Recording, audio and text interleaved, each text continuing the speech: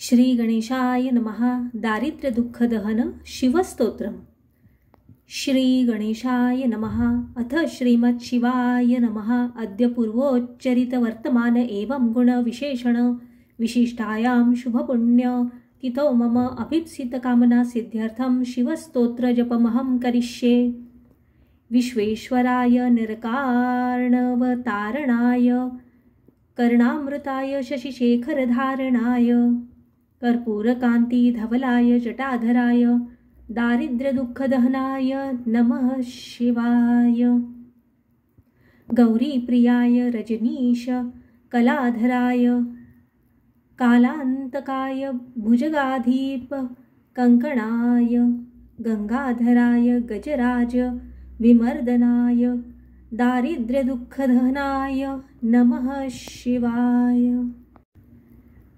भक्तिप्रियाय भवरोगभयापहाय उग्राय दुर्गभवसागरतारणाय ज्योतिर्मयाय गुणनाम सुनृत्यकाय दारिद्र्यदुःखदहनाय नमः शिवाय।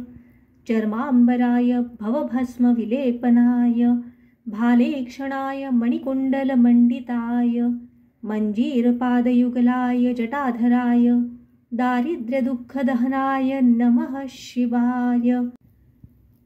पञ्चाननाय फणिराजविभूषणाय हेमांशुकाय भुवनत्रयमण्डिताय आनन्दभूमिवरदाय तमोमयाय दारिद्र्यदुःखदहनाय नमः शिवाय।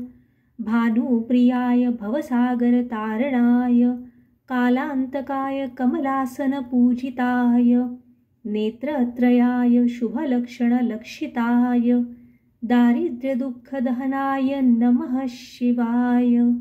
रामप्रियाय रघुनाथवरप्रदाय नागप्रियाय नरकार्णवतारणाय पुण्येषु पुण्यभरिताय सुरार्चिताय दारिद्र्यदुःखदहनाय नमः शिवाय। मुक्तेश्वराय फलदाय गणेश्वराय गीताप्रियाय वृषभेश्वरवाहनाय मातङ्गचर्मवसनाय महेश्वराय दारिद्र्यदुःखदहनाय नमः शिवाय। वसिष्ठेन कृतं स्तोत्रं सर्वरोगनिवारणं सर्वसम्पत्करं शीघ्रं पुत्रपौत्रादिवर्धनं स्त्रीसन्ध्यः यः पठे नित्यं स हि स्वर्गमवाप्नुयात् इति श्री वसिष्ठविरचितं दारिद्र्यदहन शिवस्तोत्रं सम्पूर्णम्। ओम नमः शिवाय। पार्वतीपतये हर हर महादेव। जय श्री महाकाल।